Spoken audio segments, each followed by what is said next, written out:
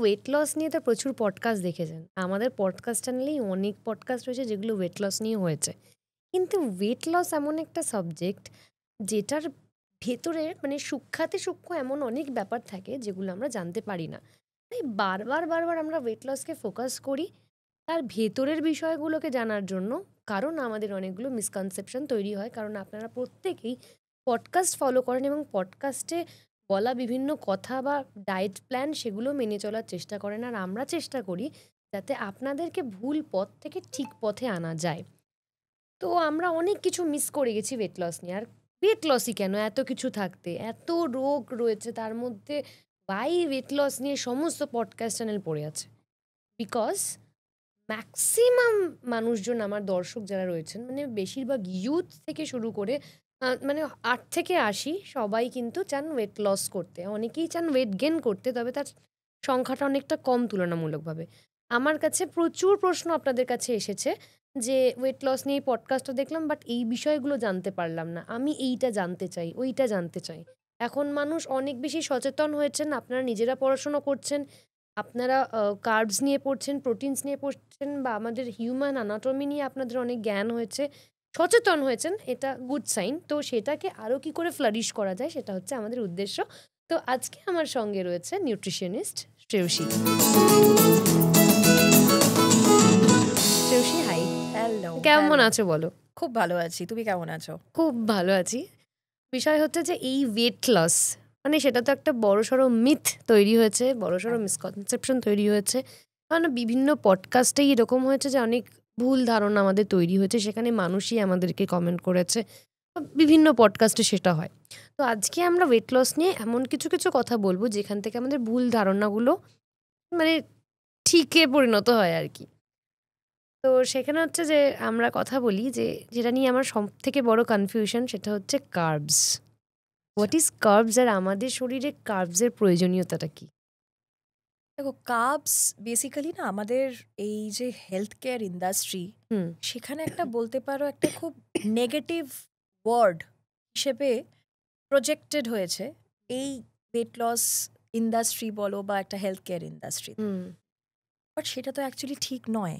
হুম কেন কি আমাদের এই যে আমরা ম্যাক্রো নিউট্রিয়েন্ট নিয়ে কথা বলি, হুম প্রত্যেকটা নিউট্রিয়েন্টের কিন্তু আলাদা আলাদা ফাংশন আছে, যেটা ছাড়া পসিবল নয়। মানে আজকে যদি আমি মনে করি আমি কার্বসকে রিপ্লেস করে আমি শুধু প্রোটিনই ডায়েটে রাখবো, হুম তাহলে সে কিন্তু কার্বসের কাজটা করে দেবে না। তো কার্বস ইন জেনারেল যেটা আমাদের দেয় সেটা হলো, কার্বসের প্রচুর ফাংশনস আছে, বাট খুব সহজভাবে যদি আমি বলি সেটা হলো energy. Carbs is the main source of energy. Energy. এই যে সারাদিন আমাদের এত physical stress, mental stress, exertion, সব কিছুর মধ্যে লাস্টে গিয়ে আমাদের আর মাথা তো আর কাজ করে না। তো তখন এই যে এই এনার্জিটা সাস্টেন করার জন্য সারা দিনের প্রেশার, এক্সারশন, কার্বসের কিন্তু একটা খুব ইম্পর্ট্যান্ট রোল ডেফিনেটলি আছে। আজকে যদি কার্বসটা আমরা একটা কালপ্রিট হিসেবে দেখি, তাহলে তো দেখতে গেলে সবারই তাহলে কার্বসে প্রবলেম হবে, তাহলে সবারই সব রকমের সমস্যা হবে। কই তা তো হয় না। তা কি হয়? এই যে ধরো আমরা যদি আজকে একটা খুব ডিফারেন্ট সেক্টর অফ মানুষ নিয়ে যদি কথা বলি, ভিলেজার্স বা ফার্মার, তারা তো এটার ওপরই এটার উপর। ডিপেন্ডেন্ট। তাদের যে ধরনের তারা খাবার খায়, ভাত, মুড়ি, চিড়ে, তারা তো এর ওপরই বেঁচে আছে। হুম কিন্তু কই তাদের তো ডায়াবেটিস হচ্ছে না, তাদের তো কোলেস্টেরলের সমস্যা হচ্ছে না। হ্যাঁ, তাদের অন্য ধরনের সমস্যা হয়, যেমন যেমন ম্যালনারিশমেন্ট, সেটা নিয়ে হুম তারা ভোগে। কেন? বিকজ তাদের ফুড অ্যাক্সেসিবিলিটি একটা problem. Financial point of view দিয়েও সেটা দেখতে হয়, সব কিছু তারা অ্যাক্সেস করতে পারে হুম ডিউ টু ফিনান্সিয়াল ক্রাইসিস। তো তাদের তো এই ধরনের সমস্যা হয় না। তাই কার্বসটাকে ওই ভিলেন হিসেবে স্পট করাটা সেটা কিন্তু একদমই উচিত নয়। বাট যেটা আমরা নিউট্রিশন ফিল্ডে বলে থাকি যে কার্বসের কিছু ক্যাটাগরি আছে, যে আজকে তুমি কোন ধরনের কার্বস তোমার ডায়েটে রাখলে সেটা তোমাকে একটা প্রপার ব্যালেন্সড মিল, সেটার কি বলবো, সাবস্টিটিউশনে হেল্প করবে, এবং কোন ধরনের কার্বসগুলো তোমাকে অ্যাভয়েড করে চলতে হবে যাতে তার ওভার ইটিংয়ের জন্য তার কোনো ডেলিটেরিয়াস এফেক্ট তোমার শরীরে না হয়। তো যখন আমরা কার্বস নিয়ে কথা বলি, আমরা কিন্তু ফোকাস করি কমপ্লেক্স কার্বোহাইড্রেট। কমপ্লেক্স হুম কার্বোহাইড্রেট মানে যেগুলো রিফাইন নয়, যেগুলোর মধ্যে আমাদের একটু ফাইবার, প্রোটিন সব কিছুর একটু মিশ্রণ থাকে আর কি। যেমন ধরো গ্রেনস, আজকে হোল গ্রেনস, ভাত, রুটি, হ্যাঁ, সেগুলো ডেফিনেটলি সোর্স অফ কার্বস। ফল, সবজি, এগুলোও কিন্তু, এগুলো সব কিছুর মধ্যে কিন্তু আমাদের কার্বস থাকে। এই যে ডাল খাচ্ছি, ডালের মধ্যেও আমাদের এই কার্বস মাত্র থাকে। বলতে যাচ্ছিলাম যে আমরা রোজের যে খাবারটা খাই তার মানে কোন কোন খাবারের মধ্যে কার্বস রয়েছে, মানে ডালটা আগে জানতাম হ্যাঁ, প্রোটিন। হ্যাঁ, ডালটা প্রোটিন, কিন্তু ডালের মধ্যে কিন্তু কার্বসও থাকে, যেটাকে আমরা লেন্টে কার্বস বলি। কারণ কি ওই গ্রুপটা আমরা লেন্টিলসের মধ্যে ক্যাটেগরাইজ করি, তো তার মধ্যে লেন্টে কার্বসও থাকে। তো কার্বস মানে ধরে নাও ভগবানের, মানে ভগবান যেমন আমাদের সব জায়গায় আছে, তো অমনি প্রেজেন্ট বলি আমরা। কার্বস হলো আমার সব জায়গায়, মানে আমাকে কার্বস নিয়ে না ভাবলেও কার্বস ঠিক পেছন পেছন আমার কিন্তু চলে আসবে। কিন্তু হ্যাঁ, আমরা যেটা বলি, যাদের ধরো ইনসুলিন রেজিস্ট্যান্সের সমস্যা, যাদের ধরো মেটাবলিক কিছু সিনড্রোম বা চ্যালেঞ্জেস আছে, সেখানে আমরা কার্বসগুলোকে মডারেশনে রাখতে বলি। আর মডারেশন মানে তো এই নয় যে আমি কার্বস একদম লাইফ থেকেই বাদ দিয়ে দেবো, তা কিন্তু নয়। তো এই যে তুমি বলছিলে যে কার্বসের সাথে আমাদের কি সম্পর্ক, একটা খুব ইন্টারেস্টিং স্টাডি বলি। রাত্রেবেলায় আমরা যখন ঘুমোই, 7 to 8 আওয়ার্স একদম কমপ্লিট ফাস্টিং আমাদের, তখন জানো তো, তখনও আমাদের যে এনার্জি লাগে ওই, কারণ কি যখন তুমি ঘুমোচ্ছ, কেন ঘুমোই আমরা? আমাদের হিলিং, রিকভারি, রেস্ট। রেজুভিনেশন, রিপেয়ার, যাতে কিনা নেক্সট মর্নিং আমি যখন ঘুম থেকে উঠছি সেই ফ্রেশনেসটা যাতে আমার মধ্যে থাকে। এবং কার্বসের ঘাটতির জন্য তোমার কিন্তু ঘুমেও কিন্তু ডিস্টারবেন্স হতে পারে, কারণ কি এই হিলিংটার জন্য এনার্জি দরকার। আমাদের যে বডি, সে 80% এনার্জি ইউটিলাইজ করতে পারে, আর রিমেনিং যে 20% সেটা কিন্তু সে হিলিংয়ের জন্য রেখে দেয়। এবার আমাদের প্রবলেমটা হলো, আমরা যদি এবার সারাক্ষণ শুধু খেতেই থাকি, তাহলে বডি তো আর হিল করার সময় পায় না। এবং তুমি যদি কার্বসটাকে কমপ্লিটলি বাদ দিয়ে দাও, অনেকের থাকে যে না রাত্রেবেলায় কোনো কার্বস খাবো না, হ্যাঁ, বেশিরভাগ ক্ষেত্রে তাই, মানে বেশিরভাগ ক্ষেত্রেই তাই। এবং বেশিরভাগ আমরা ডায়েটিশিয়ানরা এখনো রাত্রিবেলা স্যুপ সালাড এগুলোই হ্যাঁ, দেয়। এবং এখনো আমরা কিন্তু এটাই বিলিভ করি যে the dinner should be lightest. এই কনসেপ্টটা কিন্তু এখনো আছে যে ব্রেকফাস্টটা রাজাদের মতো করো, আর ডিনারটা একদম মানে লাইট হওয়া উচিত। বাট লাইটের ডেফিনেশন কিন্তু এই নয় যে আমি কাপসটাকে বাদ দিয়ে দেবো। লাইট মানে একটা প্রপার ব্যালেন্স ব্রেকফাস্ট, যেখানে টু সাম এক্সটেন্ট আমি গ্রেনসটাকে কাট ডাউন করতে পারি। আমি যখন গ্রেনস নিয়ে কথা বলছি, তার মানে ভাত, রুটি বা ভাতের মানে চালের কোনো প্রোডাক্ট, এই ধরনের জিনিসগুলোকে আমরা গ্রেনস বলি। কেন? একটা খুব ইন্টারেস্টিং আরেকটা স্টেটমেন্ট, যে আমাদের 1 গ্রাম কার্বোহাইড্রেট 3 গ্রাম জল হোল্ড করার ক্যাপাসিটি রাখে। তাহলে ভাবো, আমি যে এখন কথাটা বললাম যে আমাদের সব কিছুর মধ্যেই তো কার্বস আছে, তাহলে আমরা যদি সারাদিনের আমাদের কার্ব ক্যালকুলেশন করি, আমার কতটা জলের ওজন সেখানে বেড়ে যাচ্ছে। তো সেই জন্য আমরা একটা ড্রাস্টিক আমাদের যে ওয়েট গেইন হয়ে যাচ্ছে বিকজ অফ ওয়াটার ওয়েট, সেই জন্য আমরা হয়তো কার্বসটাকে একটু রিলেন হিসেবে করি। বাট না হলে পরে কার্বস আমাদের সব কিছুর জন্য দরকার। মানে একটা মানুষের রেগুলার লাইফে ওয়েট লস আমি জার্নি বা মেনটেন ডায়েট যেটা কি করি না কেন, কতটা পোর্শন কার্বস আর নেওয়া উচিত বলে তোমার মনে হয়? এইটা কি বলতো, এইটা হলো আবার খুব কাস্টমাইজড একটা মানে কোয়েশ্চেন। মানে আমি ইন কারণটা হলো, জেনারেল বলছি। না, ইন জেনারেল হলেও আমরা মোটামুটি ধরো রিকোয়ারমেন্টের টোটাল যদি আমি ডিস্ট্রিবিউশনটা নিয়ে বলি, 50 to 55% of the total calories আমরা কার্বস থেকে কন্ট্রিবিউট করে থাকি। বাট সেটা আবার ম্যান টু ম্যান ডিফার করছে, কার কিরকম বডি, কারণ কি আমাদের প্রত্যেকজনের বডি আলাদা, প্রত্যেকজনের বডির মেকানিজম আলাদা, রিকোয়ারমেন্ট আলাদা।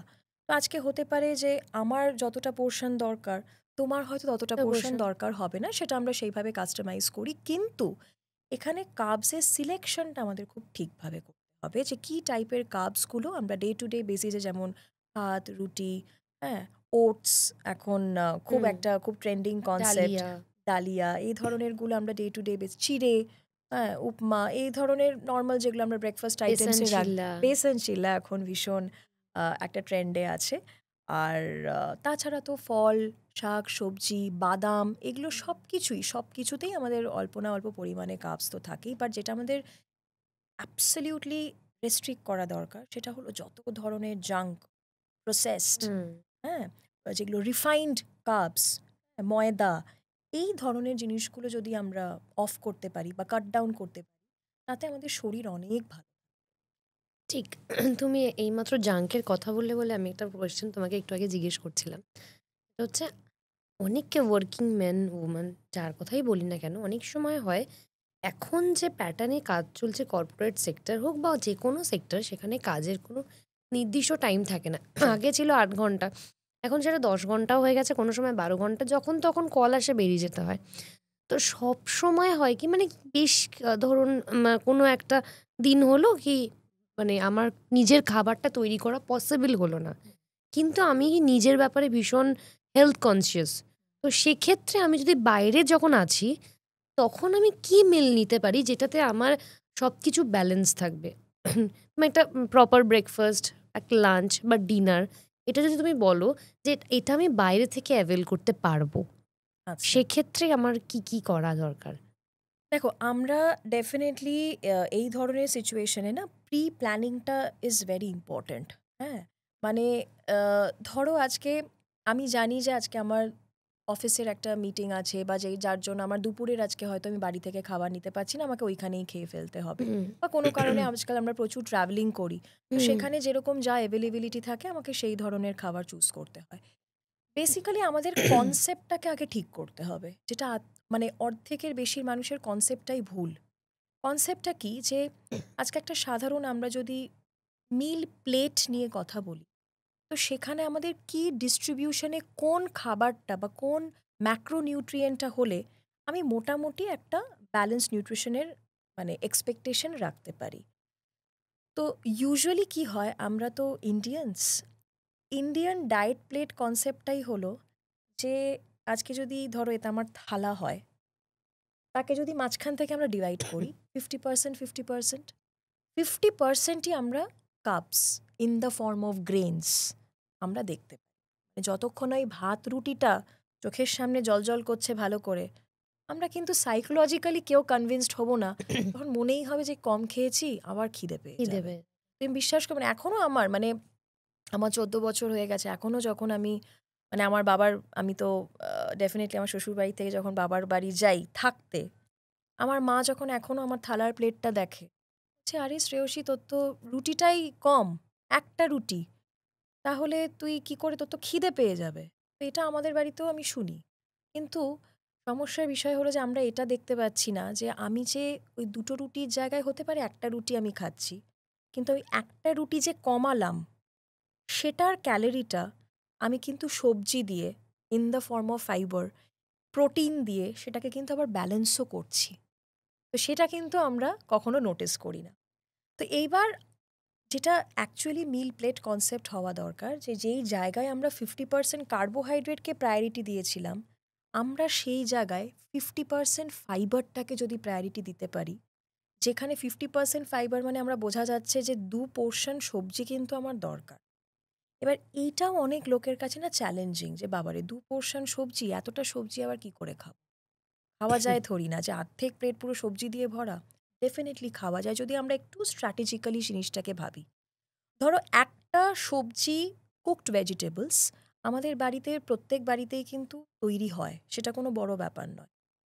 আরেকটা পোর্শন তুমি হয়তো, যারা সালাডস প্রেফার করে, যারা ভেজিটেবলস প্রেফার করে, সেইভাবে আমি জিনিসটাকে ম্যানেজ করতে পারি, তাহলেই তো আমার 2 পোর্শন সবজি সেখানে হয়ে গেল।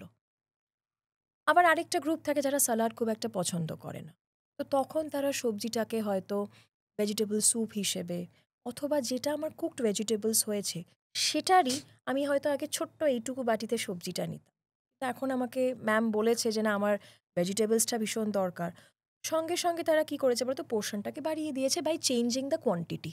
আমি আগে এইটুকু বাটিতে নিতাম, এখন এতটা বাটিতে নেব, 1 কাপ ভেজিটেবলস নেব, হয়ে গেল। তার সাথে যেটা হওয়া দরকার, 50% তো ভেজিটেবলস আমি বললাম, এবার আসি রিমেনিং 50%। রিমেনিং 50%-এ 25% তোমার একটা প্রোটিন সোর্স থাকতেই হবে। সেই প্রোটিন সোর্সটা এবার আমাদের যেরকম প্রেফারেন্স, যারা নন ভেজিটেরিয়ান, মাছ, মাংস, ডিম, দুধ বা দুধের প্রোডাক্ট, এগুলো খুব ভালো হুম প্রোটিন সোর্সেস। ডাল, এগুলো তো বাই ডিফল্ট আমাদের থাকেই। আর যারা ভেজিটেরিয়ান সোর্সেস, তাদের ক্ষেত্রে মাছ মাংসটা বাদ দিয়ে ডাল, বিভিন্ন ধরনের লেন্টিলস, বাদাম খুব ভালো প্রোটিন সোর্স, বীজ, বিভিন্ন ধরনের যে বীজ পাওয়া যায়, সেগুলো দিয়েও কিন্তু আমরা রিকোয়ারমেন্টটাকে ফুলফিল হ্যাঁ, করতে এখন তো পারি। সিডস প্রচুর চলে এসেছে, কারেক্ট। সানফ্লাওয়ার সিডস, পাম্পকিন হ্যাঁ, সিডস।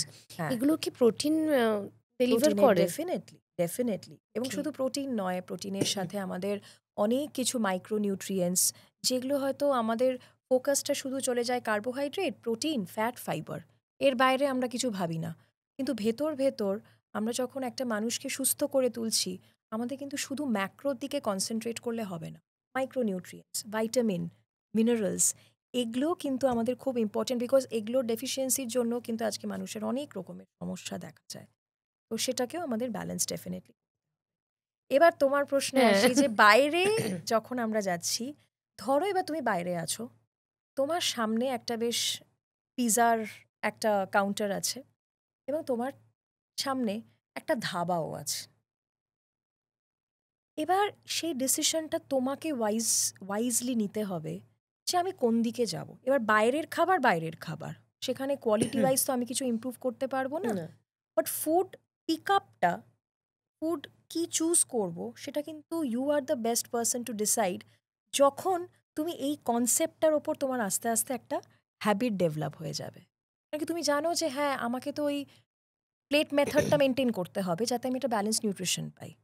এবার আমি যদি একটা পিজার কথা বলি, একটা বেশ চিজ বার্স্টওয়ালা পিজা, সেই তো আমাকে 400 ক্যালোরি দিয়ে দেবে। কিন্তু আমার যদি 400 ক্যালোরি রিকোয়ারমেন্ট থাকে, সেটা কিন্তু আমি একটা ধাবায় গিয়ে বা একটা রেস্টুরেন্টে গিয়ে একটা থালি অর্ডার করে আমি কিন্তু সেখান থেকেও 400 ক্যালোরিটা পেতে পারি। কিন্তু ডিফারেন্সটা কি? তুমি দেখো তুমি পিজা থেকে কি পাচ্ছ, আর তুমি দেখো তুমি ওই থালি থেকে কি কি পাচ্ছ। একটা থালি থেকে তুমি ব্যালেন্স নিউট্রিশন পাও, সেখানে ভাত থাকে, রুটি থাকে, ডাল থাকে, সবজি থাকে, পনির থাকে, প্রপার একটা ইন্ডিয়ান ডায়েট। কিন্তু আজকে আমার ওই একটা স্লাইস পিজা খেয়েই আমার 400 ক্যালোরি হয়ে গেল। আর আমাদের কি আর একটা স্লাইসে কি আর হুম। পেট ভরে? তা তো নয়। তাহলে ভাবো আমরা যে সেইভাবে আননোয়িংলি আমরা কতটা আননেসেসারি ক্যালোরিজ ইনটেক করছি। তো এখানে তোমার মানে কি বলবো, এই কনসেপ্টটার ওপর তোমার বিলিফ আনাটা ইজ ভেরি ইম্পর্ট্যান্ট, যাতে কিনা অটোমেটিক্যালি তুমি সেই দিকে ফোকাস করতে আচ্ছা, পারবে আর একটা কি। প্রশ্ন জাস্ট আমি বললাম, যদি চটজলদি থাকে আমার হুম নিজের প্রশ্ন এটা একদমই, আমি জানি না কতটা অডিয়েন্স কানেক্ট করতে পারবে, আমি তো নিজের জন্য জিজ্ঞেস করছি। ধরো লাঞ্চ টাইমে আমি ছাতুর শরবত বা ইডলি বা ধোকলা এগুলো নিতে পারবো? কেন পারবেন? নিশ্চয়ই পারবে। কিন্তু ওই যে বললাম, যে যদি আমরা কম্বিনেশনটা নিয়ে এখন ভাবি, মানে আমি তো আমি ইডলিটা হেলদির কথা বলছি। Exactly, definitely. আমি আজকে ধরো ইডলিটা একটা চাটনি দিয়েও খেয়েও কিন্তু উঠে যেতে পারি, তাতেও তোমার মন ভরবে যে আমি ইডলিটা খেয়েছি, আমার হুম। সাম্বারের দরকার পড়বে না। কিন্তু তুমি যদি নিউট্রিশনটা নিয়ে ভাবো, হ্যাঁ, আমি তাহলে সেটা কি ব্যালেন্সড নিয়েই হলো? ভাবছি। না, তাহলে সেটা ওকে। ব্যালেন্সড হলো না। তো তখন আমাদের কি করতে হবে, ওই কম্বিনেশনটা, ঠিক আছে আমার যদি ইডলির অ্যাক্সেসিবিলিটি থাকে, হুম। আমি ইডলিই খাবো। কিন্তু আজকে মানুষ দেখবে দুটো ইডলিতে বলে যে ম্যাডাম দুটো ইডলিতে পেট ভরেনি, আমি আরো দুটো নিয়ে নিচ্ছি। হুম। কেন? তখন আমাদের প্রশ্নটা করতে হবে যে তাহলে কি তুমি ইডলিটা কি দিয়ে খেয়েছো? অটোমেটিক্যালি নির্ধারিত কি হয় যে আমাদের কার্বোহাইড্রেটটা বেড়ে যাচ্ছে, বিকজ আমরা কোনো প্রোটিন আর ফাইবার তার সাথে ফাইবার নিইনি। পাচ্ছি না। তাহলে তোমার পেটটা ভরবে কি করে? সাম্বারে সবজি দেয়ই না বলতে সাম্বারে গেলে। অলমোস্ট সবজি দেয় না। কিন্তু সাম্বারের যদি আমরা অ্যাক্সেসিবিলিটি কিন্তু মানে ফ্রি, মানে তুমি একটা বাটি নিলে আবার তোমাকে আরেক হুম, বাটি দিয়ে হুম, দেবে হুম, সাম্বার। হুম। তো এখানে আমাদের কি স্ট্র্যাটেজিক্যালি যে কাজটা করতে হবে, এখানে আমি বলি ফুড সিকোয়েন্সিংটা খুব হেল্প করে। এটা কি বলো তো? ধরো আমার একটা থালিতে সবজি আছে, রুটি আছে, একটা মানে একটা ফিশ বা কিছু একটা ননভেজের কিছু একটা প্রোটিনের সোর্স, আর একটা দই আছে। কোন খাবারের পর কোনটা খেলে তুমি অটোমেটিক্যালি আননোয়িংলি পোর্শন কন্ট্রোল করতে পারবে। তোমাকে কিন্তু এটা সাইকোলজিক্যালি ইম্প্যাক্ট করবে না। কিভাবে? আমরা কি করি সাধারণত যখন থালিতে রুটি ভাত দেখছি, সবার আগে ওটার উপর ঝাঁপিয়ে পড়ি। ওটা হুম, আমাকে প্রথম খেতে হবে। হুম। সেটা করো না। আমি যেটা অ্যাডভাইস করি, আগে আমরা ফাইবারটা দিয়ে শুরু করব, সবজিটা দিয়ে। সবজিটা দিয়ে। তাতে কি অলরেডি পেটটা হচ্ছে, ভরে যাচ্ছে। অটোমেটিক্যালি তোমার পেটে কিন্তু একটা ফাইবারের লাইনিং পড়ে যাচ্ছে। হুম। তাতে ওখানেই আমার অর্ধেকটা পোর্শন কন্ট্রোল হয়ে গেল। এইবার সবজির পরে আমি বলি একটু প্রোটিনের সোর্সটাকে ঢোকাও। এবার প্রোটিন আমার কি আছে? ডাল থাকলো বা দই থাকলো, হোয়াটএভার যেটা আমার প্রোটিন সোর্স, আমি একটু চামচ দিয়ে হয়তো ২-৩ চামচ ডালটা একটু তারপর হ্যাঁ, হাফ কাটোরি ডাল আমি সেখানেই শেষ করে দিলাম খালি খালি খেয়ে।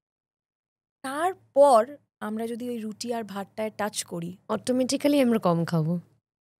এবং এইটা তুমি দেখবে তোমাকে ওই সাইকোলজিক্যালি বলছে না যে না আমি ইচ্ছে করে আজকে ম্যাডাম আমার না ভাত রুটি কমিয়ে দিয়েছে, তুমি নিজেই বলবে যে আমার তো অলরেডি পেট ভরে হয়ে যাচ্ছে, এই আমাকে আর এতটা ভাত দিস না, ভাতটা তো তুমিই বলবে যে ভাতটা প্লিজ কমিয়ে দাও। কিন্তু আমরা যদি প্রথমেই আগে ভাত রুটি খেয়ে তারপর পেট ভরে গিয়ে আমরা বলি যে আর আমি খেতে পারছি না, এরপর একটু সবজিটা কমিয়ে দাও, দইটা কমিয়ে দাও, তার মানে কি তুমি মেইন ম্যাক্রোনিউট্রিয়েন্টটাই আর নিলে না ভাতের চক্কর। এই সিকোয়েন্সিংটাও কিন্তু অনেকটা হেল্প করে তোমার পোর্শন কন্ট্রোল, এবং সেম ভাবে এই জিনিসটা তুমি কিন্তু বাইরেও মেনটেন করতে, কোনো ঠিক। রেস্টুরেন্টে গেলে যখন খাও ডেফিনেটলি তুমি সেইভাবে যদি মেনটেন করতে হ্যাঁ, কোনো পারো, জাঙ্ক ফুড খাওয়ার থেকে একটা থালি নিয়ে নেওয়া একটা বেটার। থালি নিয়ে ডেফিনেটলি। ওখানে তো আর কোনো জাঙ্ক না, কিছু থাকছে জাঙ্ক না, কিছু থাকছে না। হ্যাঁ, হতে প্রপার পারে যে কুকড সেটা হয়। বাইরে রান্না, দেখো কতটা কে কি তেল দিয়েছে, কতটা কি আই সেটা থিঙ্ক তো মানে খুব তোমার ঠিকঠাক রেস্টুরেন্ট হলে হ্যাঁ, একটা সর্ষের সেটাতে তেল অসুবিধা ঠিকঠাক। হয় না। বাট এট লিস্ট তুমি কিছু তো একটু ব্যালেন্স নিউট্রিশন সেখান হুম থেকেও পাবে। এবং এই যে আরেকটা স্ট্র্যাটেজি বললাম যে সিকোয়েন্সিংটা তোমার যদি হুম মাথায় থাকে, সেইভাবে খাও না, তোমার তাতে কোনো অসুবিধা খুব ভালো একটা মানে স্ট্র্যাটেজি বললে তুমি। রাইট। এরপরে যেটা আসছি সেটা হচ্ছে যে খুব কমন প্রবলেম হচ্ছে যে ওয়েট লস জার্নিতে অনেক সময় দেখা যায় যে আমার ইঞ্চিসে কমছে হুম। বাট ওয়েট একই দেখাচ্ছে, তাহলে কি আমার ওয়েট লস হচ্ছে? খুব ইন্টারেস্টিং একটা প্রশ্ন। আহ, এইটা মানে মোস্ট ফ্রিকুয়েন্টলি আস্কড প্রশ্ন হুম আমার কাছে তো আসেই, বুঝতেই পারছো। ম্যাডাম আপনার ডায়েট চার্ট ফলো করলাম, সবই করেছি, ওয়েট রিডাকশন আর হচ্ছে না। বললাম ওয়েট রিডাকশন হয়নি না? ম্যাডাম আপনি মেজারিং টেপ দিয়ে আগে কোমরটা মাপুন তো। তো মাঝে বলে হ্যাঁ ম্যাডাম সেইটা তো হয়েছে, একটু কাপড় জামা একটু ঢিলা ঢিলা লাগছে, একটু হুম জিন্সের মনে হচ্ছে যে বেল্টটা যেটা পরছি সেটা লুজ, তো ম্যাম ওয়েট লস আর হচ্ছে না। এবার সমস্যাটা এটা, আমাদের এই প্রশ্নে যাওয়ার আগে না আমাদের নিজের আগে বডি কম্পোজিশনটা বুঝতে হবে। আমাদের যে বডিটা সেটাকে আমরা দুভাগে ভাগ করি, একটা হলো বডি ফ্যাট, আরেকটা হলো লিন বডি মাস। যখন লিন বডি মাস বলছি তার মধ্যে অনেক প্যারামিটার পড়ে, যেমন আমার কতটা মাসল মাস শরীরে, আমার শরীরে যে বোন হাড় তার ডেন্সিটি কতটা, তার ওজন কতটা, শরীরে কতটা জল, এই প্রত্যেকটা প্যারামিটার, তার সাথে তো ফ্যাট আছেই, সব মিলিয়ে কিন্তু আমার ওই ওয়েইং স্কেলে দাঁড়ালে যে নাম্বারটা আমাকে বলছে সেটা কিন্তু আলটিমেটলি ওইখানে ফুটে উঠছে। কিন্তু ব্যাপারটা কিন্তু এটা হলো আমরা সাধারণ মানুষরা মেজার করবো কি করে? করবো কি করে, মানে এটা খুব ইন্টারেস্টিং একটা, তুমি মানে আমি জাস্ট বলতেই যাচ্ছিলাম। এবার এই কম্পোজিশনটা আমরা বুঝবো কি করে? তো এখন যেটা আমি অন্তত অ্যাডভাইস করি সেটা হলো, আমাদের দেখবে অনেক বড় বড় জিম অর্গানাইজেশন বলো বা কোনো হেলথ সেক্টর বলো, হুম যেগুলো স্লিমিং হুম হুম সেন্টার্সগুলো থাকে না, বডি কম্পোজিশন অ্যানালিসিস করানো যায়। এবং সেখানে ওই ওই মেশিনগুলো থাকে যেটাকে আমরা বলি বায়ো ইম্পেডেন্স অ্যানালিসিস। সেটা একটা এরকম লম্বা মেশিনের মতো, তার ওপর দাঁড়ালে একটা ছোট্ট ইলেকট্রিক কারেন্ট তোমার বডির টিস্যুর মধ্যে দিয়ে চট করে পাস করে, যেটা কিনা ওই কম্পোজিশনগুলোকে অ্যাক্সেস করে নিচ্ছে। এবং এইটা আজকে শুধু ওই মেশিনে নয়, আজকাল প্রচুর আমি দেখেছি, আমি যেটা নিজেও সাজেস্ট করি, আমাদের যে ডিজিটাল ওয়েইং মেশিনগুলো হ্যাঁ পাওয়া হ্যাঁ যায় হ্যাঁ সেখানে ইনবিল্ট কিন্তু বিসিএ কম্পোজিশনও থাকে, অনেক মেশিন আচ্ছা পাওয়া যায় যেগুলো তোমার কস্ট এফেক্টিভ, এত বেশি কস্টলিও। তো সেগুলো কিন্তু আমরা ওইভাবেও অ্যাভেল করতে পারি, যেখানে তুমি যদি এখন বলো যে হ্যাঁ এগুলোর অ্যাকিউরেসির দিক দিয়ে কতটা সঠিক, হুম সেটা একটু আমরা স্কেপটিক্যাল, কারণ কি মেশিন বুঝতেই পারছি আমরা অনেক রকম ভ্যারিয়েশন আসতে পারে, বাট অ্যাটলিস্ট তুমি তো একটা রাফ আইডিয়া তো পাচ্ছ যে আমি ওয়েট লসটা যে করব আমার কোন দিকে আমাকে করতে হবে, আমাকে কি মাসেলটাকে বাড়াতে হবে, ফ্যাটটা কমাতে হবে, নাকি কিভাবে আমি ওয়েট লস জার্নিটাকে হেলদিভাবে প্রগ্রেস করে নিয়ে যেতে পারি। তো সেই কম্পোজিশনটা করলে পরে তোমার নিজেরও আইডিয়া হবে, প্লাস ডেফিনেটলি একজন এক্সপার্টেরও সুবিধা হবে তাকে গাইড করতে। এবার তোমার যেটা প্রশ্ন যে ইঞ্চ লস হচ্ছে কিন্তু ওয়েট লস হচ্ছে না, কারণটা হলো এই কম্পোজিশনটার পরে করিয়ে আনার পরে আমি এটাই আমার পেশেন্টদের বোঝাই যে আপনাদের যে ফ্যাট চর্বি, আমাদের যে বডি ফ্যাট না, সেটা বডিতে অনেকটা জায়গা জুড়ে থাকে দ্যান ইয়োর মাসলস।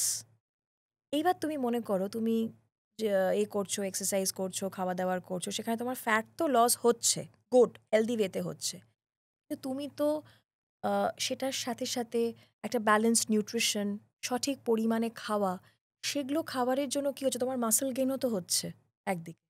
তাহলে একদিকে আমার ফ্যাট লস, আরেকদিকে আমার মাসল গেন, তাহলে এবার ওয়েইং স্কেলে কি দেখাবে? সেমই দেখাবে, কারণ কি আমি যতটা আমার ঘাটতি হয়েছে আমার তো মাসল মাস বেড়ে গিয়ে সেটা আবার একই জায়গায় রয়ে গেছে।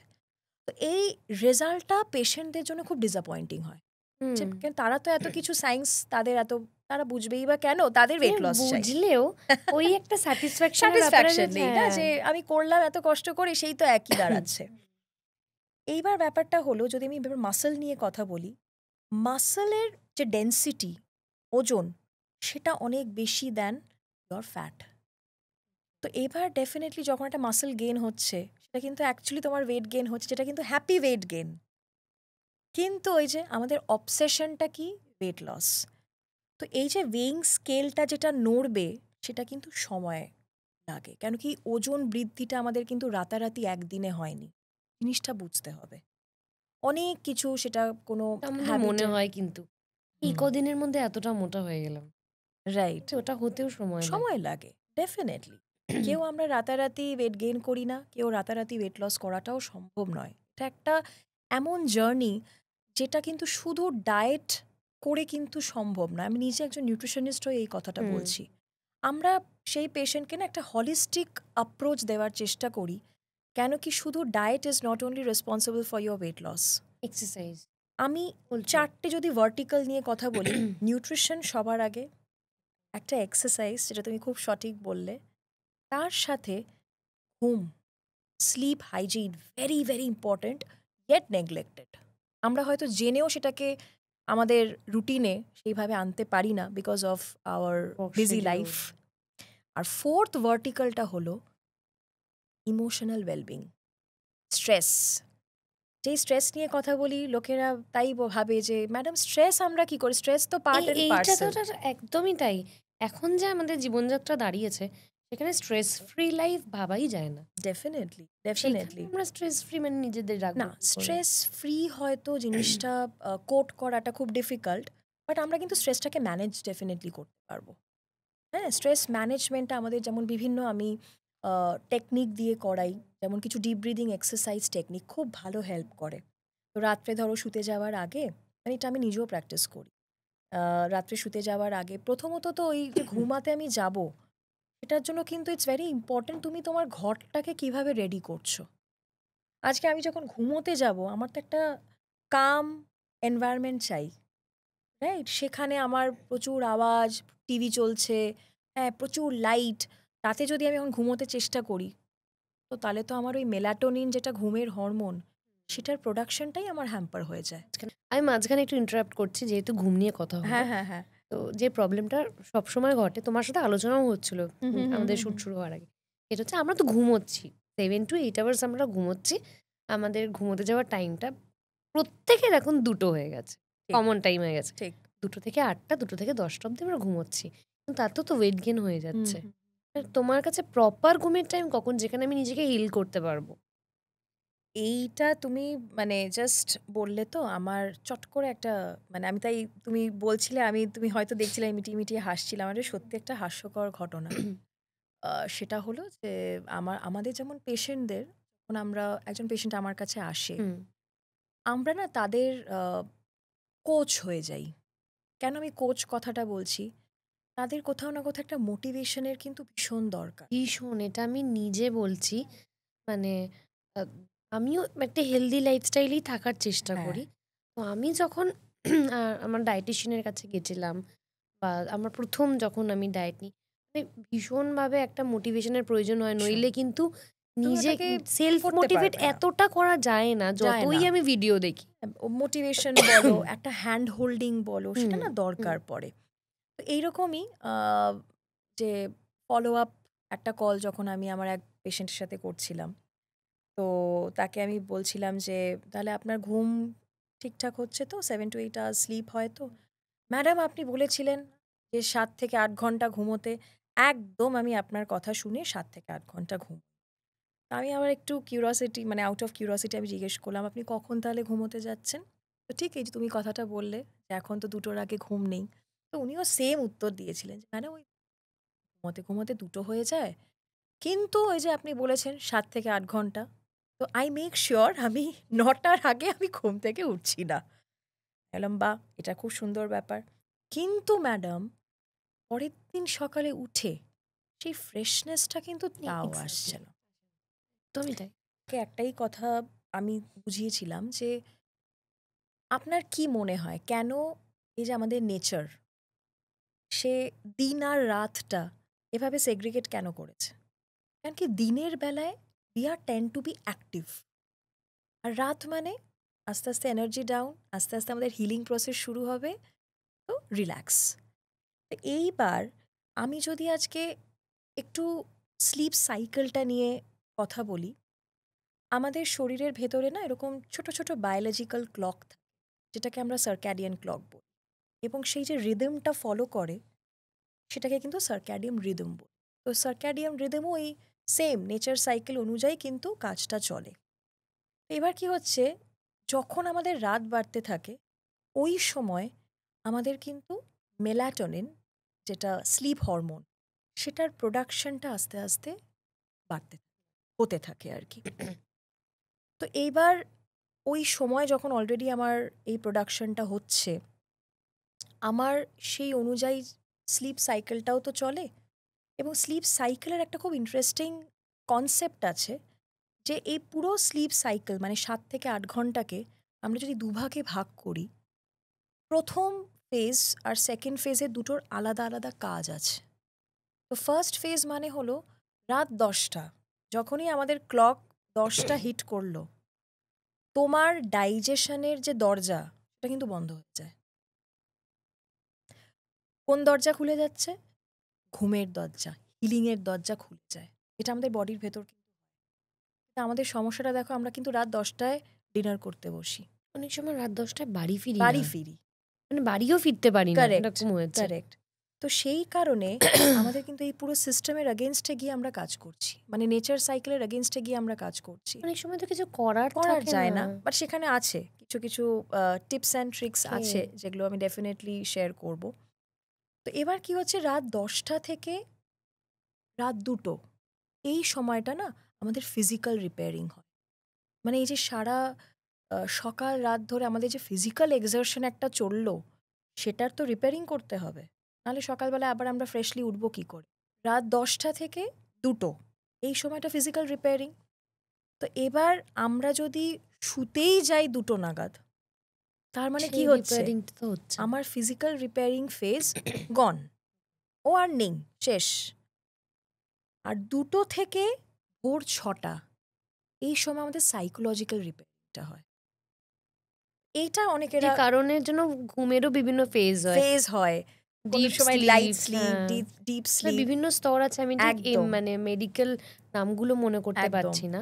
ওগুলোর আবার আছে যেমন র্যাপিড আই মুভমেন্ট ফেজ, হ্যাঁ। নন র্যাপিড আই মুভমেন্ট ফেজ। হুম। হ্যাঁ, মানে সেগুলো খুব ইন্টারেস্টিং স্টাডিজ আর কি। তো এবার এই যে দুটো ভাগে আমি ভাগ করলাম, তো আমার psychological repairing to some extent তো হয়ে যাচ্ছে, কিন্তু আমার ফিজিক্যাল রিপেয়ারিং যে What হচ্ছে না, about যার body? জন্যই তো আজকে মানুষের এত ধরনের লাইফস্টাইল চ্যালেঞ্জেস, যেটার জন্য আমরা শুধু রেসপন্সিবল করি ডায়েটকে। কিন্তু আমার যে ঘুমটা ঠিকঠাক হচ্ছে না, এবং এটাই যে আমার মানে অধঃপতনের আরেকটা কারণ, মানে এটা নিয়ে এখনো মানুষের অ্যাওয়ারনেস অনেক অনেক কম। আসলে মানুষের অ্যাওয়ারনেসের থেকেও যদি আমি বলি, এটা হচ্ছে বিভিন্ন ওয়ার্ক প্রেশার। হ্যাঁ, আমরা তো চাইবই 10টার মধ্যে ঘুমিয়ে পড়তে, এর থেকে ভালো ব্যাপার আর কিছু হতে পারে না। ঠিক ঠিক, তো সেক্ষেত্রে যে প্রেশারটা থাকে, ডেফিনেটলি। বাট সেটা ওই যে আমরা দেখো, হেলথ তো ডেফিনেটলি সবের একটা প্রায়োরিটি দিতেই হবে। আজকে আমরা যে কাজ করছি, হ্যাঁ, আজকে যে যার ফিল্ডে আমরা যে কাজ যে করে যাচ্ছি, তখনই করতে পারবো যখন আমরা শরীরটাকে সুস্থ রাখি। তো সেটার জন্য হয়তো আমি দিনে সময় দিতে পারছি না, কিন্তু অ্যাটলিস্ট চেষ্টা করব যে তোমাকে 4টে ভার্টিক্যাল নিয়ে আমি কথা বললাম না এখন, nutrition, exercise, slip, stress.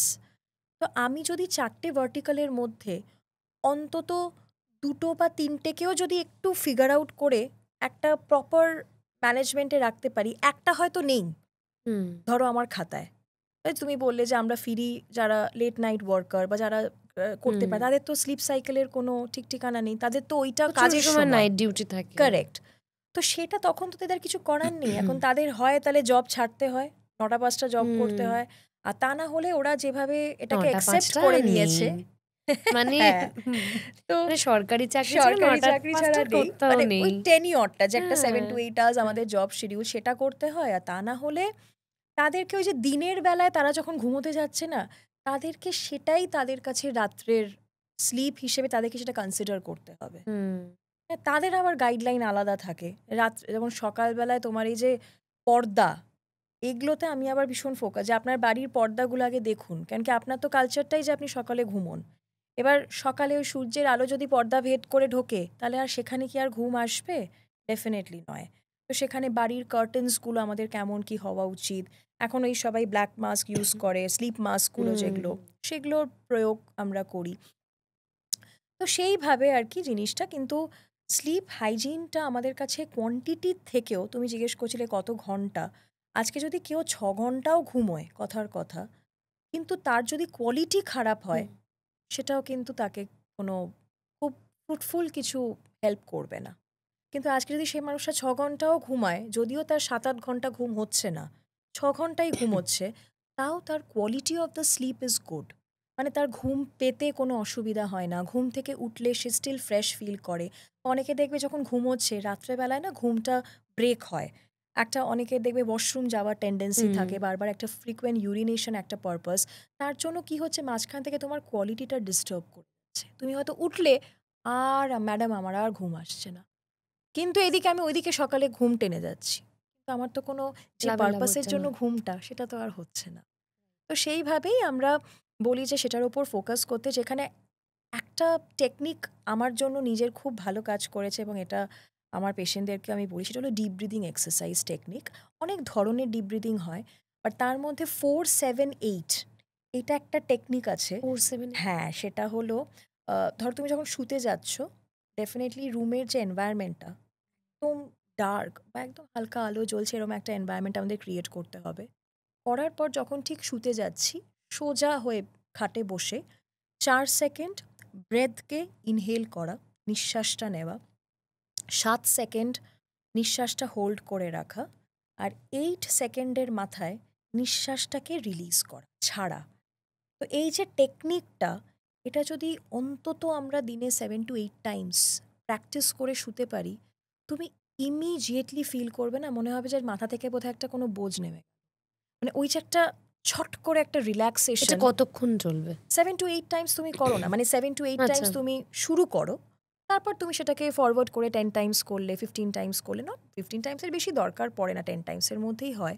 But এটা আমি তোমাকে কেন, আমি চোখ বন্ধ করে আমি ফিল করছি, বিকজ আমি নিজেও এখন এটা শুরু করেছি। হ্যাঁ, এবং আমি প্রচণ্ডভাবে উপকার পেয়েছি, যার জন্য আমি নিজে এক্সপিরিয়েন্স করেছি। তো ওই জন্য আমি খুব কনফিডেন্টলি বলি যে সত্যি it works like a miracle. So এটা একটা খুব ভালো সলিউশন হতো। এইটার সাথে সাথে ডিনার টাইম নিয়ে, মানে সবাই বলে সূর্য ডোবার সঙ্গে সঙ্গে, মানে সূর্য ডোবার পরে আর কিছু খাবো না হ্যাঁ, বা খাবে না, হ্যাঁ। এটা তুমি বলো। দেখো, আমাদের এই যে বললাম যে এখন যে ওয়ার্ক কালচার, ওয়ার্ক শিডিউল, এই যে আমরা কিছুক্ষণ আগে আলোচনা করছিলাম, রাত 10টার পরে আমরা বাড়ি ফিরছি, এই ধরনের কালচারে এইটা মেনটেন করাটা is very tough, very tough. মানে I will be very Toughest. Practical. হ্যাঁ, একদম সুপারলেটিভ ডিগ্রি, টাফেস্ট।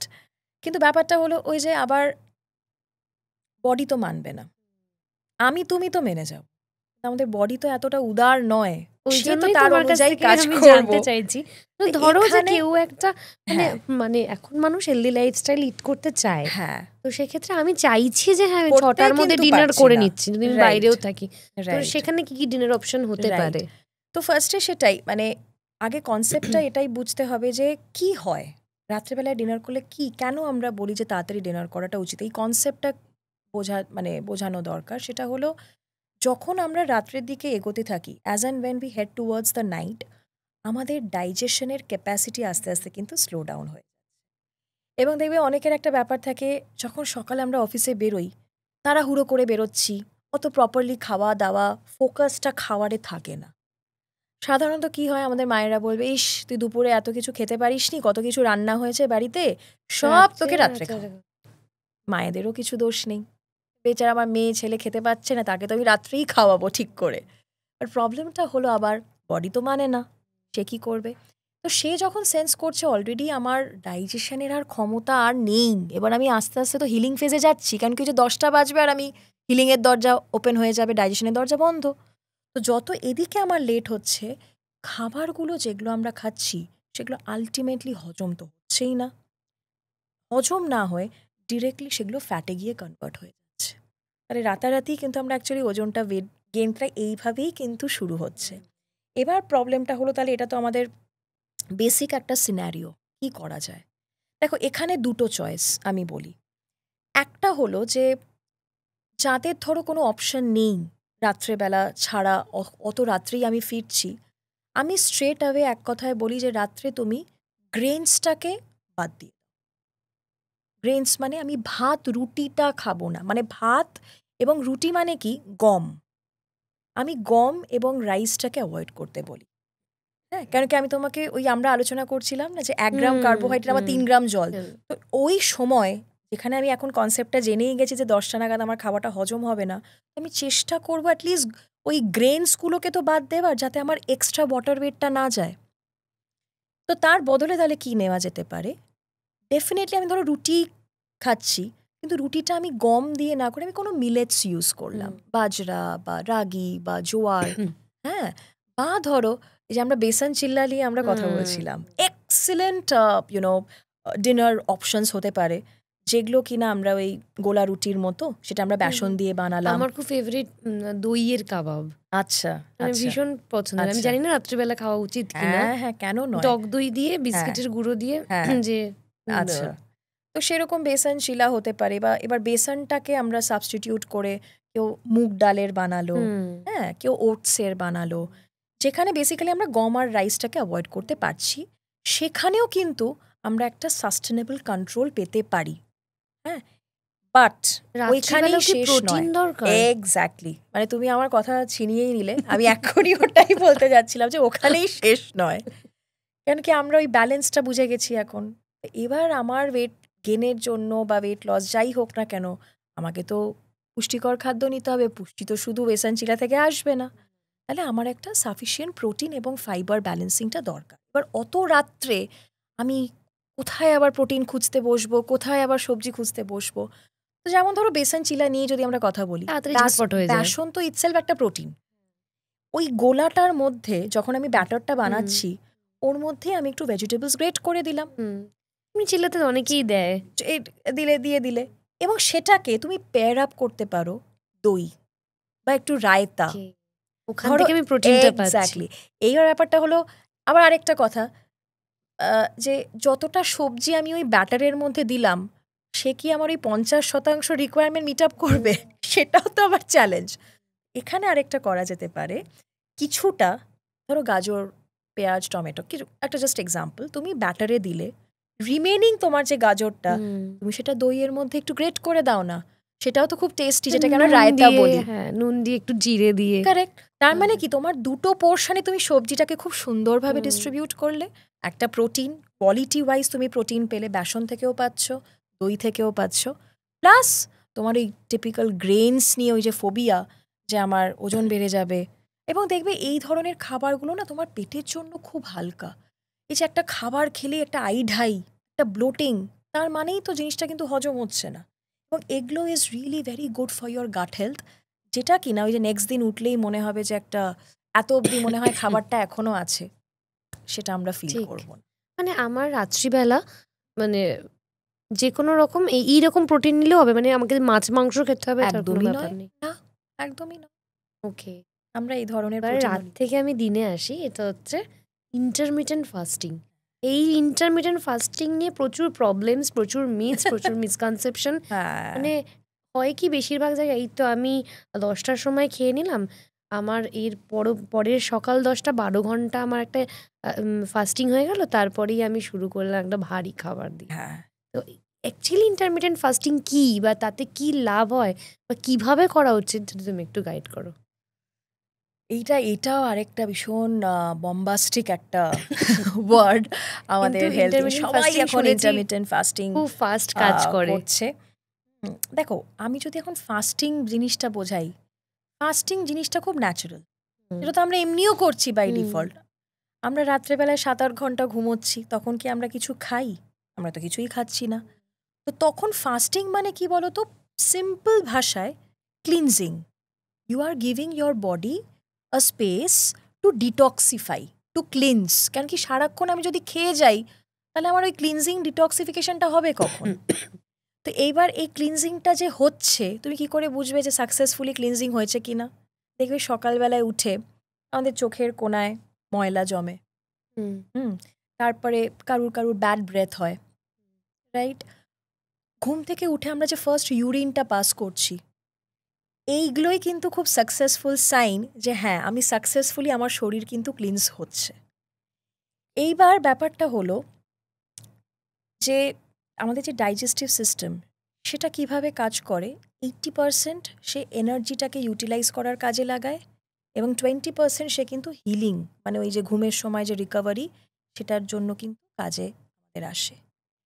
ইন্টারমিটেন্ট ফাস্টিংয়ের কনসেপ্টটা কি? Fasting window, feasting window. Intermittent ফাস্টিংটাকে যদি আমি দুভাগে ভাগ করি, ফার্স্ট ফেজটাকে আমরা বলি এলিমিনেশন বা ডিটক্স ফেজ, যেটা মানে আমরা কমপ্লিট ফাস্টিং আওয়ার্স মেনটেন করছি। আর সেকেন্ড ফেজটা হলো আমাদের বিল্ডিং ফেজ, মানে সেখানে আমরা খাচ্ছি, ফিড করি আমরা। ইন্টারমিটেন্ট ফাস্টিং কিন্তু কোনো ক্ষতিকারক জিনিস নয়। আমার কাছে ইন্টারমিটেন্ট ফাস্টিং কিন্তু একটা ডিসিপ্লিন, আমি মনে করি। এটা অ্যাকচুয়ালি কত ঘন্টা হওয়া উচিত? এইটা কিন্তু প্রত্যেক ইন্ডিভিজুয়ালের আলাদা আলাদা রিকোয়ারমেন্ট হয়, জানো তো? আচ্ছা, মানে তুমি 16 আওয়ার্স নয়? না, একদমই নয়। এটা খুব ভুল কনসেপ্ট যে আমি ইন্টারমিটেন্ট ফাস্টিং মানে 16:8। ওই যে তুমি যে একটা রিজিড বক্স তৈরি করে দিচ্ছ, সেটা কিন্তু সবার জন্য প্রযোজ্য নয়। যেমন আমি তোমার একটা ঘটনা বলি, আমি ডায়াবেটিক ফিল্ডে কাজ করি, তো যারা ডায়াবেটিক রুগীরা ইনসুলিনে আছে বা খুব ওরাল হাইপোগ্লাইসেমিক ড্রাগস যেগুলো তারা নেয়, অনেক ওষুধের কম্পোজিশন বা ইনসুলিনের কম্পোজিশনের জন্য আমরা কিন্তু তাদেরকে ইন্টারমিটেন্ট ফাস্টিংয়ে রাখতে পারবো না, অসম্ভব। হাইপোগ্লাইসেমিয়া হয়ে যাবে, সুগার ফল করে যাবে এতক্ষণ যদি কেউ না খেয়ে থাকে। তো সেটা কিন্তু ম্যান টু ম্যান ভ্যারি করে। তো আমি যেটা বললাম যে ওই রিজিড বক্স যে 16:80 হতে হবে বা 14:10 হতে হবে, তার কিন্তু কোনো মানে নেই। আজকে ধরো তুমি 10 ঘন্টা দিয়েও যদি শুরু করতে পারো, সেটাও তোমার কাছে একটা অ্যাচিভমেন্ট যে আমি 10 ঘন্টা অন্তত ফাস্টিং আওয়ার্স কিন্তু খুব সুন্দরভাবে মেনটেন করি। This is all about discipline in your life. 12 ঘন্টা আমি বেস্ট বলি, আমি সবাইকে 12 ঘন্টার ফাস্টিং মেনটেন করতে বলি। তার কারণ অনেক। ক্লিনজিংয়ে ভালো হেল্প করে, তোমার ওয়েট লসে ভালো হেল্প করে, হরমোনাল স্টেবিলিটি মেয়েদের যেটা ভীষণ একটা চ্যালেঞ্জ, সেটা তোমার মেনটেন করতে সাহায্য করে। বিভিন্ন ধরনের তারপরে এই যে গাট হেলথ রিলেটেড যে প্রবলেম, অ্যাসিডিটি, ব্লোটিং, কনস্টিপেশন, এগুলোর জন্যও কিন্তু সেগুলো খুব উপকারী। কিন্তু ওই রিজিড কনসেপ্টে চলা উচিত নয়, সেটা কিন্তু পুরোপুরি ম্যান টু ম্যান ভ্যারি করে। বলতেই পারো যে রাত 8টা থেকে সকাল 8টা হুম, গুড টাইম হতে পারে। একদম, একদম। তো এই যে তুমি রাত 8টা থেকে সকাল 8টা যদি না খেয়ে থাকো, এখানেই তো তোমার ওই কনসেপ্টটাও চলে আসছে যে কেন আমাদের 8টার আগে ডিনারটা করে নেওয়া উচিত। হুম। তাহলে দেখো, হুম, এটা হুম, কিন্তু হুম। Is all about discipline in your তো লাইফ। মাঝরাতে অনেকের খিদে পেয়ে যায়। হ্যাঁ, মিডনাইট স্ন্যাকিং একটা মিডনাইট বিশাল স্ন্যাকিংটা, প্রবলেম। কারেক্ট। এবার সেটা হলো, এবার দেখো খিদে পাওয়াটা না, মানে এটা কিন্তু আবার মানে দু ধরনের হয়। এটা কি আমাদের মেন্টাল? এক্স্যাক্টলি। ফিজিক্যাল হাঙ্গার না, ফিজিক্যাল হাঙ্গারও হতে পারে, আবার সেটা ইমোশনাল হাঙ্গারও হতে পারে। ইমোশনাল হাঙ্গার মানে ক্রেভিং, যেটাকে আমরা বলি। ক্রেভিং অফ করার কি প্রসেস একটু বলো তো? মানে মারাত্মক ক্রেভিং এর সমস্যা হ্যাঁ। সবার। না, ক্রেভিংটা অফ করার আগে আগে এটা আমাদের অ্যানালাইজ করতে হয় যে তোমার ক্রেভিংটা কেন হচ্ছে। অনেকের হয় যেমন কোনো নিউট্রিয়েন্ট ডেফিসিয়েন্সি, হয়তো সাংঘাতিকভাবে তোমার কোনো প্রোটিনের ঘাটতি ডায়েটে, বা কোনো ভিটামিন ডেফিসিয়েন্সি হচ্ছে, তার জন্য হতে পারে। কোনো হরমোনাল চ্যালেঞ্জেসের জন্য তোমার ডেফিসিয়েন্সি বা এই ক্রেভিংগুলো অ্যারাইজ করতে পারে। বা ধরো এই যে রাত, আমরা ঘুম নিয়ে কথা বলছিলাম, রাত্রেবেলায় তুমি যত ওদিকে জেগে থাকবে, তুমি হয়তো খুব ডিসিপ্লিন ওয়েতে 8টার আগে আমি ডিনার তো করে নিয়েছি, এবার ওইদিকে আমি 2টো অবধি জেগে বসে আছি, তখন সারা দিন আমার যে এত এফার্ট, এত সব সুন্দর জলে করে যায়। মেনটেন করলাম, ওই রাত্রেবেলায় একটা তখন কিছু খাওয়া যায় না, ওই এটা ভুলভাল স্ন্যাকিং করে এটা করলাম।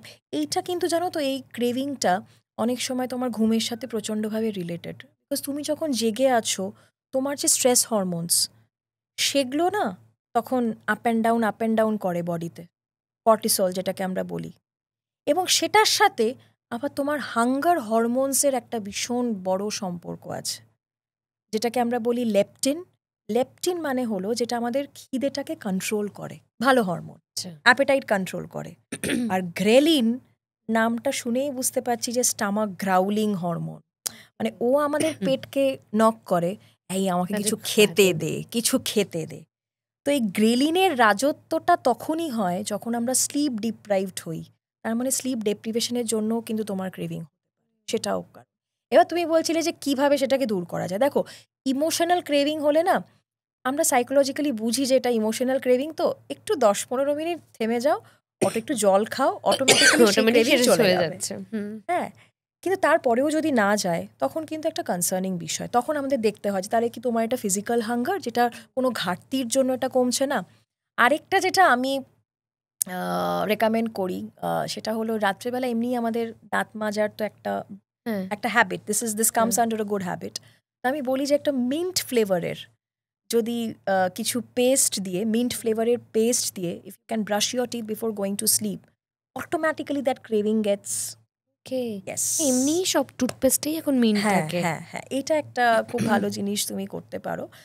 তাহলে একান্ত যদি না হয়, এক টুকরো ডার্ক চকলেট। বাট এবার ব্যাপারটা হলো এই হ্যাঁ, যে ডায়েটিশিয়ান এইটা যে মুখ থেকে চকলেট বার করে দিয়েছে, এবার সেটা মানে কি সেটা আর এক এক টুকরো টুকরোতে থাকে। হবে?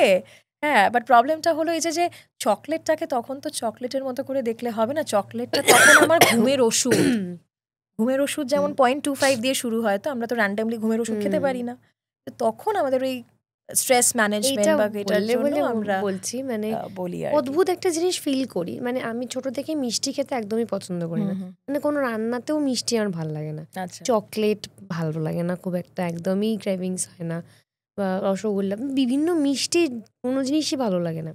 কিন্তু যখন আমি একটা হেলদি লাইফস্টাইল লিড করছি, আর হঠাৎ মিষ্টির ক্রেভিংস হতে থাকে।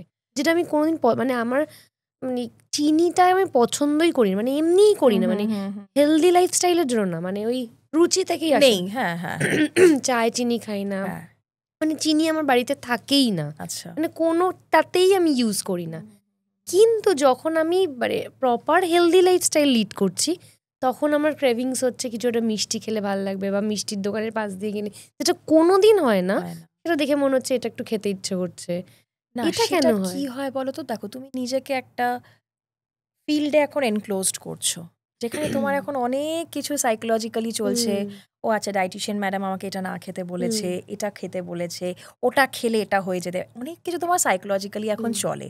তো যখন হঠাৎ করে তুমি একটা, হয় না মানে, বনের পাখি এখন খাঁচার পাখি হয়ে যায়, তখন দেখবে এই ধরনের ইমোশনাল টার্ময়েলসগুলো আসে।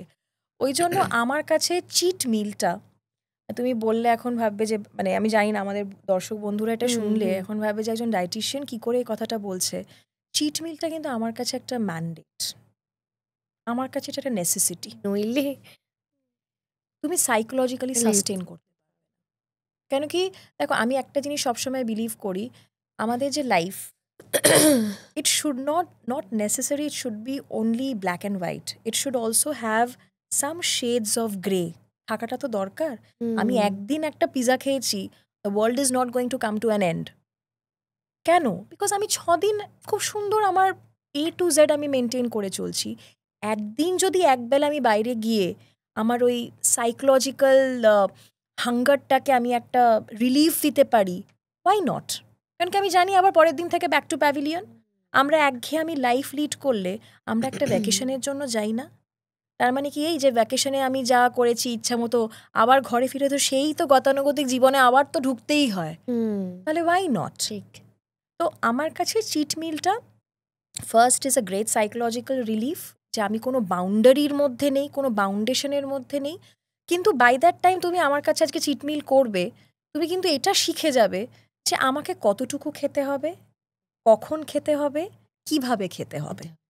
তো বাই দ্যাট টাইম তুমি এখন প্রো হয়ে যাবে, তুমি এক্সপার্ট হয়ে যাবে। তো সেটা নিয়ে তোমার ওই গিল্ট ফিলিং, গিল্ট কনসিয়াস, এই বাবা বাইরে খেয়ে ফেলেছি, ইস কতটা ওয়েট গেইন হয়ে গেল, এই জিনিসটাই তোমার আসবে না। So this all comes with practice, এটা হয়ে যায়। এইটা বললে আমি আরেকটা কথা বলছি। আমার মা ডায়াবেটিক পেশেন্ট, তো মিষ্টি খেতে প্রচণ্ড ভালোবাসে। তো এবার ডাক্তারের কাছে গিয়ে বলছে যে মিষ্টি ছাড়া তো মানে অ্যাটলিস্ট মানে সপ্তাহে একদিন যদি খেতে পারি, যেখানে রোজ রাত্রিবেলা খাওয়ার পর একটা হ্যাঁ। করে মিষ্টি ছিল, হ্যাঁ এটা বন্ধ হয়ে যায়, তখন তো উনি বারণ করেননি। উনি বলেছিলেন যে ঠিক আছে, আপনার যদি মিষ্টি খেতে ইচ্ছা করে রাত্রিবেলা আপনি একটা মিষ্টি খাবেন, আর কোনো ডিনার করবেন না। আচ্ছা। বা বা যদি আম খেতে ইচ্ছা করে, হ্যাঁ সে আমটা খেলেন এনি টাইম, তারপরে আপনি কোনো মিল নেবেন না। না, এইটা কি বলতো, এইটা আবার এই জন্য তোমার কাছে আমি জিজ্ঞেস করলাম। না মিষ্টি বলো বা ফ্রুটস বলো, এগুলো না আমরা সবসময় একটা মিড মিল হিসেবে রেকমেন্ড করি। রাত আমার কাছে হলো কোনো মানে মিষ্টি আমি জাতীয় জিজ্ঞেস করছি, মানে খাবার। ব্যালেন্স, ধরো আমার আজকে একটা মিষ্টি খেতে ইচ্ছে হলো, আমি খেলাম, এবার এটাকে আমি ব্যালেন্স করব কিভাবে? বা যে কোনো ডায়াবেটিক পেশেন্ট। হ্যাঁ, প্রথমত এটা যে তুমি জিনিসটা কখন খাচ্ছ সেই মাইন্ডফুলনেসটা তোমার কিন্তু থাকাটা একটু দরকার। সবসময় ওটাকে আমরা ক্রেভিং বলে নিয়ে নেব, সেটা অ্যাট টাইমস হতে পারে। আরেক টাইমস কিন্তু মাইন্ডফুল ইটিংয়ের একটা প্র্যাকটিস আমাদের দরকার, যেটা তুমি দেখবে একটা হেলদি লাইফস্টাইল মেনটেন করতে করতে না তুমি নিজেই কনসিয়াস হয়ে যাবে। এবার আমার ইচ্ছা করলো একটা মিষ্টি খেতে, তো ঠিক আছে আমি খাবো, বাট আমি চেষ্টা করব কোনো হেভি মিল মানে ব্রেকফাস্ট, লাঞ্চ অথবা ডিনার, এই মিলের পর পর আমি কোনো মিষ্টি খাবো না। তার কারণটা হলো অলরেডি তো আমি একটা মেইন লাঞ্চ থেকে একটা সার্টেন ক্যালোরি পেয়ে আমার সুগার অলরেডি বাড়তে শুরু করেছে। তারপরে যদি আমি আরও সেটাকে সাপোর্ট করি আবার একটা মিষ্টি ঢুকিয়ে, তাহলে ভাবতে পারছো সুগার লেভেলটা কোন লেভেলে গিয়ে স্পাইকটা হবে। সেটা কিন্তু কন্ট্রোল করা তখন পেশেন্টের পক্ষে চাপ পড়ে যায়, সেটা তার গ্লুকোজ প্রোফাইলের জন্য কিন্তু উচিত নয়। কিন্তু আজকে যদি সেই মিষ্টিটাই আমি একটা দুপুরে খাবার এবং সন্ধেবেলা স্ন্যাক্সের মাঝখানে আমি একটা ছোট্ট মিষ্টি খেয়েছি, যেখানে অলরেডি আমার দুপুরের খাবারের পরে আমার 2-2.5 ঘন্টার গ্যাপ পড়ে গেছে, কোনো অসুবিধা নেই। এইবার তারপরে না, তারপরে তুমি আরামসে ডিনার করো না। এইবার ব্যাপারটা হলো যে মিষ্টিটা যে ওই ইন বিটুইন খাচ্ছি তাতেও তো সুগার স্পাইক হবে। তাহলে এবার কি করব? এখানে একটা তোমাকে একটা টিপস দিই, সেটা হলো আমি যেটা বলি মিষ্টির সাথে বা ধরো কোনো ফল, সেটাও তো মিষ্টি, কেন কি ন্যাচারাল সুগার ফ্রাক্টোজ সেখানেও থাকে। সবসময় চেষ্টা করবে তার সাথে কোনো প্রোটিন এবং ফাইবারযুক্ত খাবার যদি আমরা সেখানে মিক্স করে খেতে পারি, ওই যে আমরা ব্যালেন্সের কনসেপ্টটা বলছিলাম, অটোমেটিক্যালি তোমার সুগার স্পাইক এতটা হবে না। তার মানে কি, একটা মিষ্টির সাথে যদি আজকে আমি কটা বাদাম অথবা এই যে সিডস নিয়ে বলছিলাম, পামকিন সিডস, সানফ্লাওয়ার সিডস, একটা ছোট্ট চামচ 1 টিস্পুন ওই মিষ্টি খাওয়ার পরে যদি খেয়ে ফেলতে পারি, ওই প্রোটিন, ফাইবার, ফ্যাট, এই তিনটে কি করবে, ওই সুগারের স্পাইকটাকে চেপে ধরে রাখবে, ও আর উঠতে দেবে না। উঠবে, উঠবে না কেন, সে তো আমাদের কিছু খেলেই সুগার স্পাইক হবে, কিন্তু ডায়াবেটিক রুগীদের ক্ষেত্রে না স্পাইকের থেকেও বড় কথা হলো কতটা এক্সটেন্ট অবধি এক পয়েন্ট অফ টাইমে সেটা স্পাইক হয়ে যাচ্ছে, সেটাকে কন্ট্রোল করতে অনেকটা সাহায্য করবে। ওকে। এই ক্রেভিংস, মানে এই যে মিষ্টি খাওয়ার প্রবণতাটা কি সুগার বাড়লে ইচ্ছা করে, নাকি এটা পুরোটাই ইমোশনাল, যেহেতু আমার বারণ সেহেতু? পুরোটা ইমোশনাল ঠিক বলি না। যেমন অনেক সময় একটা পেশেন্ট যখন হাইপোগ্লাইসেমিক সিচুয়েশন, মানে 70-এর নিচে সুগার ফল করছে, হ্যাঁ সেটা কি করে বুঝবে, গা হাত পা কাঁপা শুরু হয়, হ্যাঁ একটা ডিজিনেস, তারপরে তোমার ফিউ সোয়েটিং, প্রচণ্ড ঘাম দিচ্ছে, তখন একটা মারাত্মক সুগার ক্রেভিংয়ের সম্ভাবনা হয়। তো তার মানে তো এই না সেটা তার ইমোশনাল ব্যাপার, সেটা তার বডির ফিজিওলজি বলছে যে তাকে এখন মিষ্টি দিতে হবে কোনো কারণে। তো সেটা একটা অন্য রকমের কন্ডিশন যেটা আমরা দিয়ে থাকি। বাট কিছু কিছু ক্ষেত্রে তো ইমোশনস ডেফিনেটলি কাজ করে, কিছু কিছু ক্ষেত্রে ফিজিক্যাল, কিছু আমাদের মধ্যে আলোচনা হচ্ছিল যে এখন ডায়াবেটিক পেশেন্টদের জন্য অনেক রকম মেজারমেন্ট পদ্ধতি মানে বেরিয়েছে, সেগুলো কি কি বা কিভাবে কিভাবে হচ্ছে তুমি আমাকে বলেছিলে। মেজারমেন্ট পদ্ধতি মানে একটা তো আমরা গ্লুকোমিটার গ্লুকোমিটার, যেটা করি, প্রত্যেকটা বাড়িতে আর বাড়িতে থাকে। আরেকটা যেটা এখন খুব রিসেন্টলি আমি যে সংস্থায় কাজ করছি সেটা হলো CGM, continuous glucose monitoring device. ছোট্ট একটা, ওই যেরকম 1 টাকার 5 টাকার যে কয়েনগুলো হয় সেরকম একটা ছোট্ট ডিভাইস আমরা এরকম হাতের পেছনে লাগাই, এবং এটা লাগাতে কি প্রবলেম মানে কি বেনিফিটটা হয়, সেটা হলো যে তুমি সারাদিন যা খাচ্ছ না খাচ্ছ প্রত্যেকটা খাবারের যে ইমপ্যাক্ট, মানে আমি এখন 1 কাপ কফি খাচ্ছি, সেই কফিটা আমার কোথা থেকে কোথায় সুগারটাকে বাড়াচ্ছে, এই জিনিসগুলো আমরা খুব সুন্দরভাবে ট্র্যাক রেকর্ডে আনতে পারি। এবং তাতে কি হচ্ছে না, একটা মানুষের শুধু যে সবারই যে কফি খেলে সুগার স্পাইক হবে বা সবারই যে ফল খেলে সুগার স্পাইক হবে সেটা কিন্তু নয়। এখানেই কাস্টমাইজেশনটা আসে, যে তোমার কিন্তু আজকে আম থেকে এতটা সুগার স্পাইক করলো না, যেখানে আমার কিন্তু বিং আ ডায়াবেটিক পেশেন্ট আম থেকে এতটা সুগার স্পাইক করছে। সো এখানেই আমাদের কাস্টমাইজ গাইডেন্সটা হয়, যে কোন খাবার কিভাবে তাকে ইম্প্যাক্ট করছে, কোন এক্সারসাইজ কিভাবে তাকে ইম্প্যাক্ট করছে, তার ঘুম ঠিকঠাক না হওয়ার জন্য আমরা দেখতে পাচ্ছি সুগার কতটা ফ্লাকচুয়েট করছে ওই সময়। এবার ওই যে 12টা থেকে 6টা তুমি তো ওই সময় কিছু খাচ্ছ না, বাট তাও আমরা ওই সিজিএমে দেখি যে কিভাবে একটা মানুষের সুগার এরকম ফ্লাকচুয়েট করছে। তখন ওদের এটা প্রশ্ন আসে যে ম্যাডাম আমি তো কিছু খাইনি, তাহলে আমার কেন সুগার এরকম ফ্লাকচুয়েট করছে?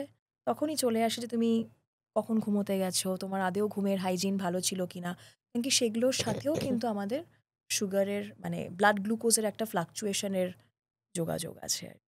তুমি আমাকে বলো যে কোন কোন খাবারগুলো খেলে খুব তাড়াতাড়ি সুগার স্পাইক করে? যে কোনো ধরনের খাবার আমাদের সুগার স্পাইক করবেই।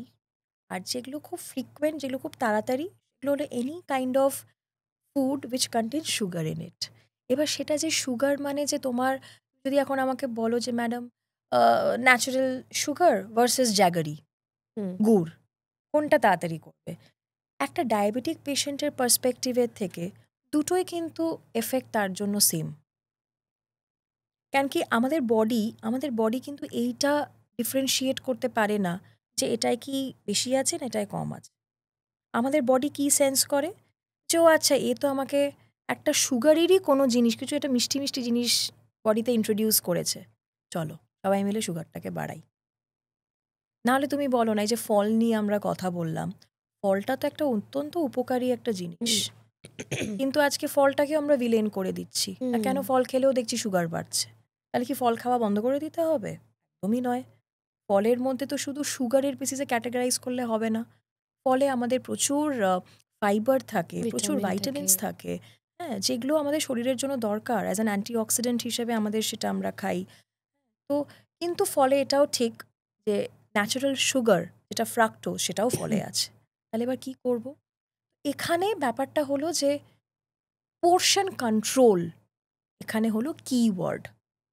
তো তোমাকে জানতে হবে, ইউ বিং অ্যান ইন্ডিভিজুয়াল, সেটা ডিপেন্ড করছে তোমার সুগার কত রেঞ্জ করে, তোমার ফাস্টিং পোস্ট প্র্যান্ডিয়াল কীরকম রেঞ্জে থাকে, তোমার HbA1c কত থাকে, যেটা আমরা 3 মাসের হিসেব হ্যাঁ, করি, তোমার ফিজিক্যাল অ্যাক্টিভিটি কী। অনেক সময় এটা তুমি হয় সুগার লেভেল কম, মানে সুগার লেভেল ফাস্টিংয়ে দেখা যাচ্ছে যে 105-108 মধ্যে হুম, থাকছে, কিন্তু HbA1c 3 মাসের কারেক্ট, কিন্তু বেশি মানে অনেকটাই বেশি। বেশি সেটাই। কারণ কি ফাস্টিংটা ধরো আমি যেদিন টেস্ট করছি, হ্যাঁ, এবার আমি এরকমও পেশেন্ট দেখেছি যে কালকে ম্যাডাম আমার তো টেস্ট আছে, কালকে ইচ্ছে করে সে খুব সুন্দর খাওয়া দাওয়া করেছে, তাহলে তো আর ফাস্টিং তো ফাস্টিং তাকে আর পিপি বদার দুটোই করবে না। নর্মাল কিন্তু আসছে। ওটা তো তুমি দিন স্পেসিফিক করছো। হুম, আবার আরেক এমনও হয় যে তোমার HbA1c কিন্তু কারুর নর্মাল, ধরো 6.4 6.5, হুম। কিন্তু পার্টিকুলার ওই দিন ফাস্টিং 130 এসছে পরের দিন যখন টেস্ট করেছে।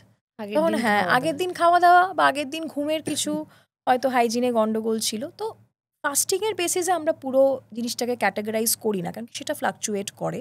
হ্যাঁ, আগের দিনের খাওয়া দাওয়া, তুমি কখন খাওয়াটা খাচ্ছ, তোমার ঘুমের হাইজিন মানে কিভাবে কি ম্যাটার করছে, সব কিছুই ম্যাটার করে। বাট অ্যাকচুয়ালি তোমার মেইন ইন্ডিকেটর হলো HbA1c, যেটা হলো লাস্ট 3 মাসের একটা অ্যাভারেজ গ্লুকোজ রিডিং, যে তোমার লাস্ট 3 মাস ধরে তোমার ট্রেন্ডটা কেমন চলছে, সেটা বেসিক্যালি একটা কারেক্ট ইন্ডিকেটর যার বেসিসে আমরা ট্রিটমেন্টটাকে প্ল্যান করি। লাস্ট, তুমি আমাদের দর্শকদের জন্য কিছু একটা নিউট্রিশন টিপস দাও যেগুলো খেলে ব্যালেন্স হরমোন থাকবে, হরমোনসের ব্যালেন্স থাকবে।